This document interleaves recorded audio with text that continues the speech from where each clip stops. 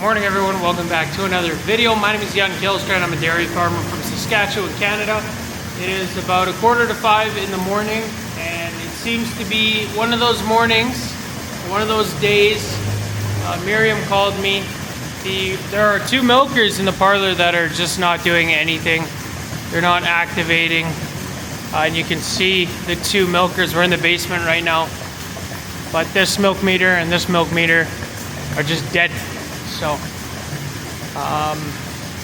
yeah, that's interesting. Two right beside each other. I kind of don't believe that they both went down. I think in the 6.5 years of us milking in this parlor, we've only ever had one of these crap out.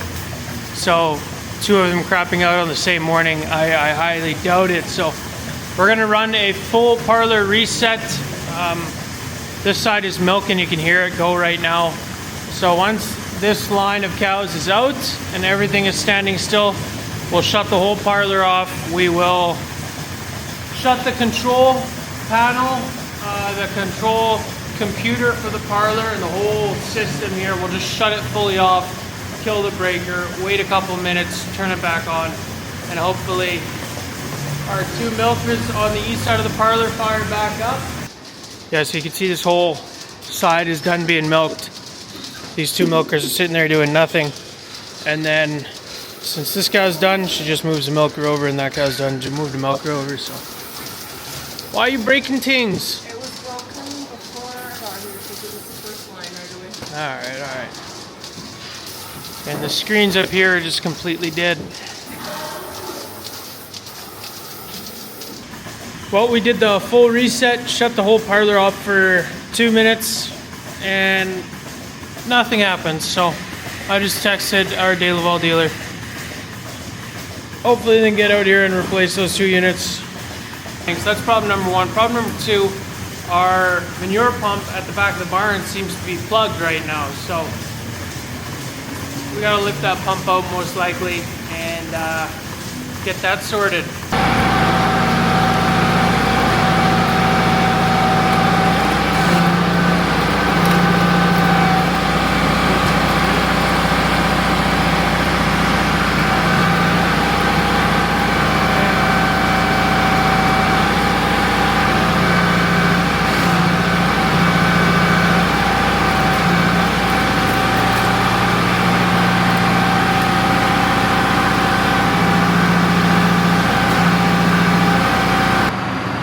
Got the pump out. It's right full of straw from the straw pack, so now we know what's plugging it.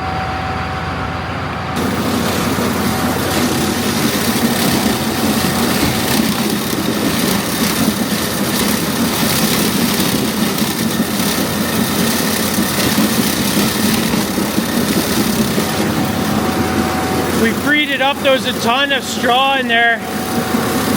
We got it to turn on, so we're just gonna leave it on. It seems to be clearing itself out of all that solid crap. You can see one of our legs somehow got bent, so we're gonna try bend that back.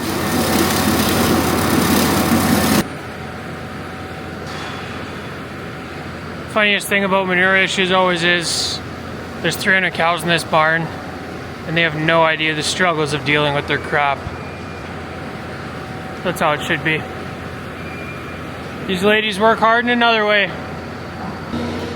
We got our pump cleared out and put back together. It's always convenient having the lift on the pump. And she's working again, so. Problem number 1, actually problem number 2 already solved. Parlor still need those units replaced, so. Anyway, at least we got one thing out of the way today. Well, hopefully we're done in the barn. We're gonna go feed cows now. Pretty awesome news. I am done picking the round bales off the fields already. Finished up yesterday afternoon, and that was October 16th, so pretty good. We're doing good for time this year as far as fall chores go.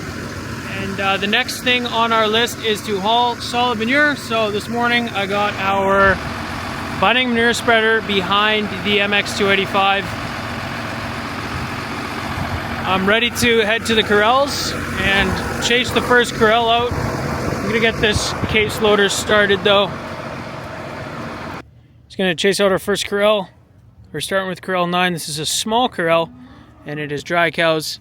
It is paired together with the corral next to it, corral 8, so we can just chase them over. Super easy. Come on, ladies. We also have a little breeding bull in here. It's not breeding age yet, so we just leave him in the dry cow pen. Come on, lady. Go on now.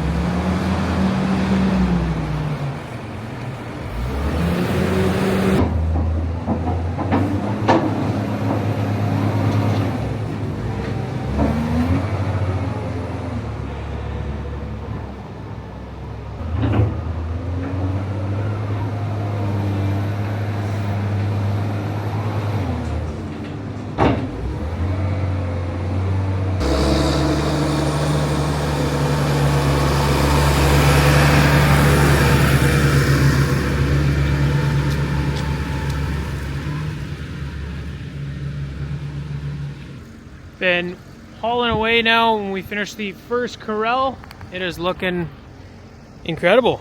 So this is it.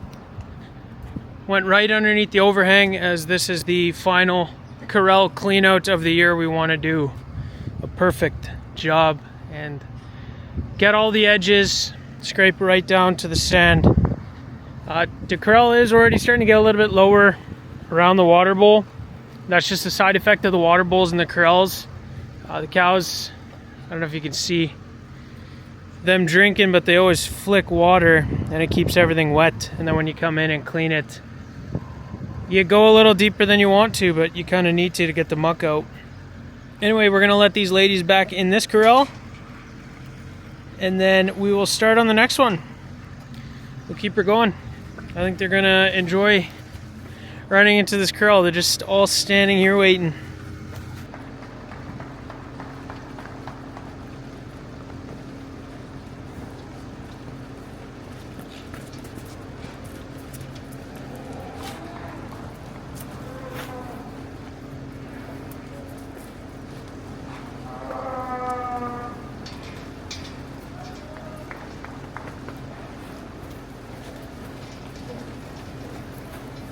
Yeah, these ladies sure enjoy coming into a new clean corral.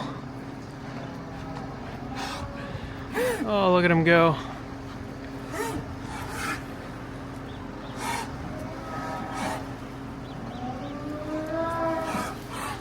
Sounds like we got a few cows coughing. Usually happens around this time of year. Temperature's changing. Good looking group of dry cows though. Hyper.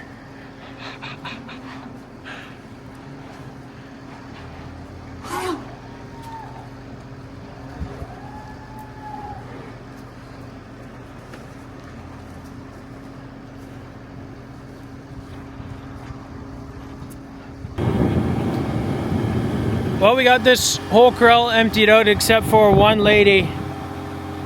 I'll try zoom in there. 1467. She's one of those ladies where if it ain't her way, kick rocks, because she does not do anything that she doesn't want to do, and she didn't want to go in that corral. I had to grab Chris to help with a couple, but we got everyone except for her, so that is one stubborn old lady. She's proud to have the corral to herself, I think. Anyway, we're gonna start cleaning this one. We're definitely not gonna get it done today, but we'll get a good start on it anyway. Just taking a quick break from manure hauling. I want to come to the parlor and see if those two milkers were fixed. And they are. 17 and 18. Lights are on the computer again, so the guys from M&S, our local De Laval dealer, came and fixed it today. I think it was just a simple fuse. I have no idea what it was. Yeah. So, on the one side, like, I should have been able to figure that out. But the good news is that we didn't have to go buy some couple $1,000 parts to fix it. So, that's pretty cool. We'll go get an update on the cheese building. I think we'll be checking this out quite regularly now just because things are ramping up with it. Since the equipment got put in a couple days ago, Dad right away moved the containers out of the way. And the outside of the building here is now officially closed up finally, so as you guys know, we've been leaving that open so that we could lift all the equipment in and then close it up afterwards.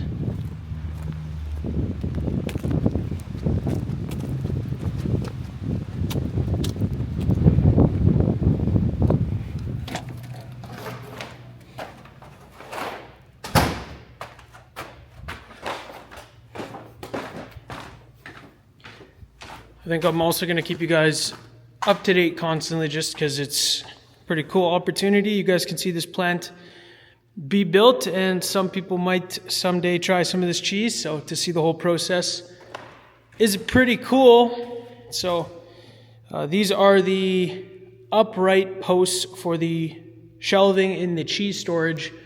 Some bad news though, these are about 17 inches too short to reach the ceiling. So we're going to build, I believe, stainless steel brackets on the bottom that are then bolted into the ground.